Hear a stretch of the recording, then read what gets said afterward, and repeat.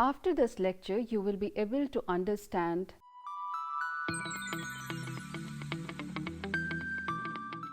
few issues related to forest, such as lumbering in forest and issues, wildlife resources, factors responsible for this decline, area of action, and little bit discussion.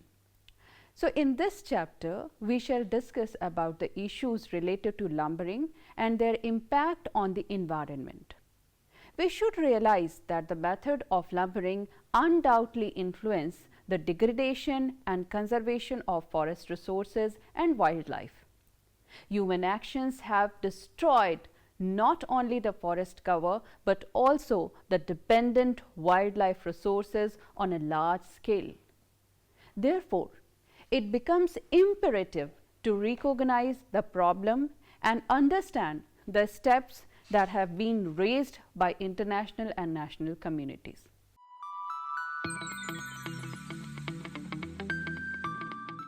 Let me discuss some issues related to lumbering in forest. Lumbering in forest faces two kinds of difficulties, namely difficulties of extraction and lack of accessibility to major market.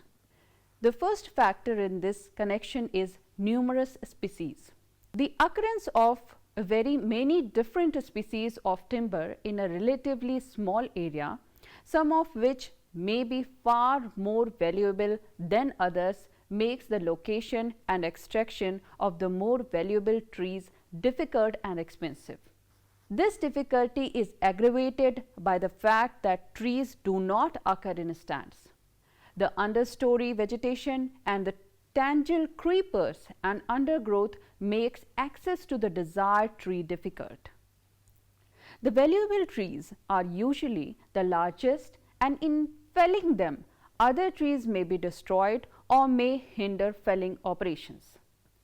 The hug buttress roots obstruct felling operations, making the base of the trunk too large to be cut through, so that lumberjacks have to do their work above ground level. Finally, the great size of the trees, which may be several feet in diameter, and great weight of most of the valuable hardwood trees makes them extremely difficult to handle. So, let me discuss little bit on the traditional methods of extraction. In most tropical areas, the volume of logs handled is small because for one reason or another, modern machinery is not utilized. Where the rate of extraction is small, it is not always economic to employ large plant. The timber extraction for use as domestic food in much of the Latin America and Africa is usually derived from the small trees and mechanization unnecessary. The dispersed nature of the valuable trees also inhibits the use of machinery. In most areas, however, where lumbering is now on a commercial scale, for example in Malaysia, Indonesia and some parts of West Africa, the use of machinery is becoming more and more common. Word which we know as jungle environment. What is it? Not only are tropical cover to penetrate, but roads once built are maintained because of the rapid regrowth of the vegetation. Moreover, the jungle environment is far more hospitable. The damp, hot atmosphere, the presence of insect pests and of a variety of wild animals such as tiger, elephants, as snakes, as well as the prevalence of a number of unpleasant tropical diseases all discourages the exploitation of tropical forest. Now, another issue is less elastic demand for hardwood. While some of the tropical hardwood species are very valuable and are in demand for constructional purposes or as cabinet woods, they are not in demand for pulp and paper making. As yet, pulp making with hardwood though possible is more difficult and expensive. Moreover, tropical hardwood compete with temperate hardwoods, which though in short supply are both more accessible and more easily extracted. This factor has deterred tropical forest exploitation in and the past. But nowadays, the overall growth in demand for timber is so great and the pressure on softwood is such that exploitation of tropical forest is becoming essential if world supply of constructional timber are to be maintained. Another factor which I would like to highlight here is non-replacement of species. The tropical hardwood trees are large and take long time to mature. Moreover, the pressing need is for softwoods which can be turned easily into pulp and paper. Thus, many areas cleared of their original forest have been replanted not with the original species but with pines and other fast growing softwoods. This in the long run will make the forest less valuable as the highly priced cabinet woods and durable constructional woods will be completely exhausted, and erosion is one among them. In tropical regions where the rainfall usually very heavy, as soon as the tree cover is removed or thinned, erosion rapidly takes place. This may impoverish the soil, preventing the re-establishment of the original species. Now let me highlight some issues related to shifting cultivation. As we all know that many forest areas in the tropics are rendered unsuitable for exploitation by the activities of shifting cultivators. These people may own the land so that it cannot be used for forestry or may encroach onto the state-owned land because of the population pressure. The forest may degenerate in terms of species because of the periodic burning or may be replaced by lalang grass or other useless vegetations. Another factor which in my previous lectures also I have highlighted a lot, that is the transportation. The heaviness of the logs and the impenetrability of the forest on the one hand and the generally underdeveloped nature of the areas in which they occur on the other hand combine to make the removal of felled logs difficult. The largest areas of tropical forest are in the underpopulated and remote Amazon and Zaire basins. The lack of communications, small labor supply and lack of a basic local market hinder development of such areas. It is notable that the best developed tropical forests are those in areas near the coast, such as Southeast Asia. Now let me discuss few issues related to access to markets. As we know that while most of the temperate hardwood and softwood forests are located close to major industrial areas and population centers such as eastern USA and Canada, western Europe and western USSR, most tropical forests are situated in sparsely peopled areas in countries which as yet have relatively little industrial development. Thus, there is no local market to encourage the exploitation of tropical timber resources. At the same time, the tropical areas are distant from the consuming countries, so that transport cost must be added to the high cost of extraction when the timber is exported. Only those areas of the tropical forest which are relatively accessible, for example, Southeast Asia, have so far been commercially exploited. Not only are the Southeast Asian forests located at no great distance from the sea on a series of islands and peninsulas, but they are fairly close to two areas where timber demands for outstripped supplies, namely Japan, where much of the original forest cover has long been cleared, and second one is Australia, where only about 6% of the land is under forest. Now let me discuss something about wildlife resources. World Wildlife Day is celebrated every year on the 3rd of March since 2013. The date chosen coincides with the Convention of the International Trade in Endangered Species of the World, Flora and Fauna, which was signed in 1973.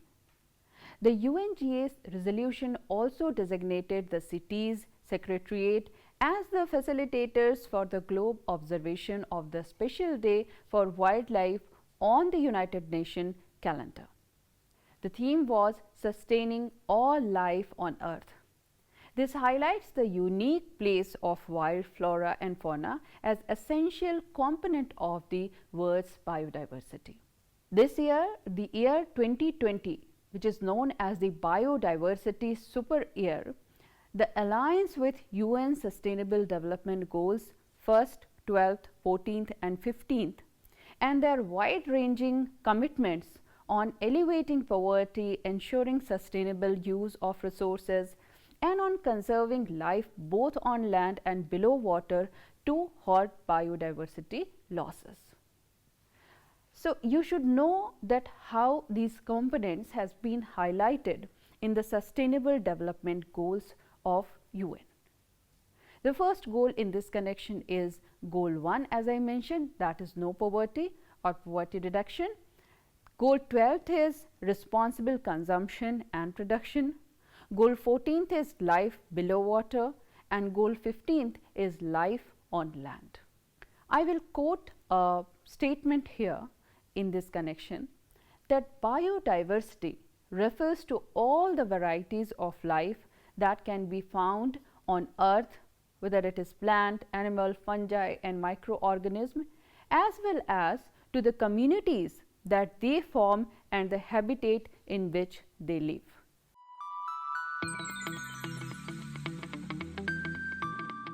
So, let me also discuss the Indian scenario in this connection. India has 2.4% of the global land share, about 8% of global biodiversity and around 16% of the global population. However, it has lost 12% of its wild mammals, 19% amphibians, 3% birds over the last 5 decades. India's ecological footprint per person is less than 1.6 global hectare, but its high population size has made the gross footprints significantly high. Now, you may be aware of the word ecological footprint. What is this? It is the amount of the environment necessary to produce the goods and services necessary to support a particular lifestyle.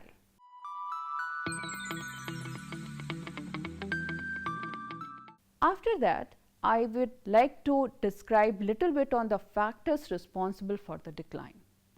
What are the factors that since 1970 till now there is a continuous degradation in the biodiversity at global level?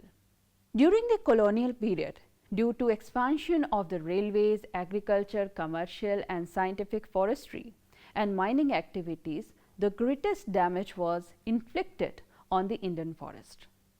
Agriculture expansion continues to be one of the major causes of depletion of forest resources post-independence too. Loss of forest is also due to large-scale development projects like river valley projects, which caused clearing of more than 5,000 square kilometers of forest since 1951. Deforestation is also caused by mining, as in Buksa tiger reserves in West Bengal, which is seriously threatened by the ongoing dolomite mining. The greatest degrading factors behind the depletion of forest resources are grazing and fuel wood collections, according to many foresters and environmentalists.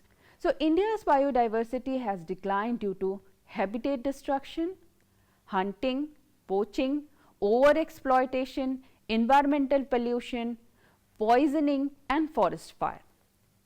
Environmental destruction is also due to unequal access, inequitable consumption of resources and differential sharing of responsibilities for environmental well-being.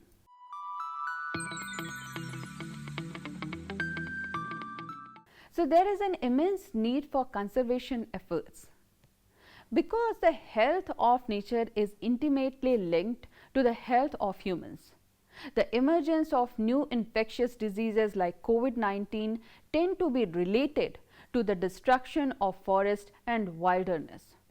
Healthy ecosystems are the foundation of today's global economies and societies, and the ones we aspire to build. As more and more species are drawn toward extinction, the very life support systems on which civilization depends are eroded. As per the World Economic Forum, biodiversity loss is a disturbing threat with few parallels like extreme weather events, climate change, severe economic inequality, etc. In response to the conservationist demand, the Indian Wildlife Protection Act came into action in the year 1972. This act provided several provisions for protecting habitat. The primary agenda of the program was to protect the remaining population of certain endangered species by banning hunting, giving legal protection to their habitats, and restricting trade in wildlife.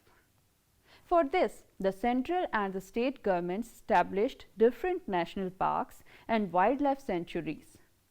The central government has also come up with different projects for protecting specific animals which were gravely threatened, including the tiger, the one-horned rhinoceros, and others.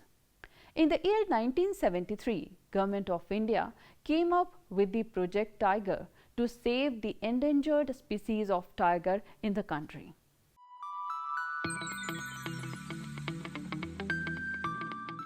So, what are the areas of action? The first one is conservation reserves. There must be renewed ambitions from the world government to establish large-scale conservation areas placed in the most valuable hotspots for biodiversity worldwide, such as a small island with species found nowhere else. Management is more important than the size of the reserves. Habitat restoration and conservation efforts need to be targeted where they are needed most, for species and habitats on the verge of the extinction. Food production. Need is to transform our food system to produce more on less land.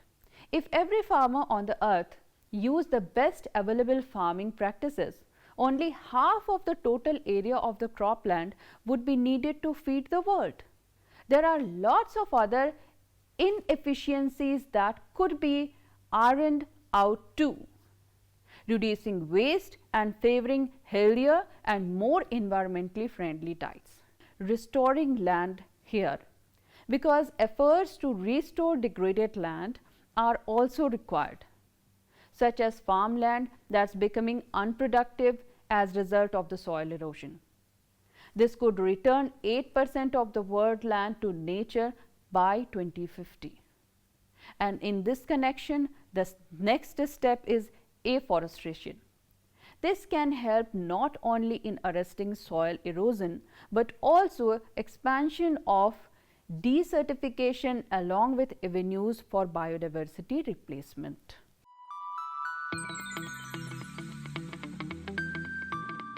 So, discussions of the today's lecture helps us in understanding that forests have been very significant for the development of human civilization. However, human greed and growing demand for forest resources has negatively impacted the forest resources and their stakeholders. Large-scale deforestation has wiped out thousands of species of flora and fauna, leading to extinction of biodiversity. Though late, but some significant steps are being taken by international as well as national agencies to reserve the negative impact of degrading forest resources and conserve the biodiversity.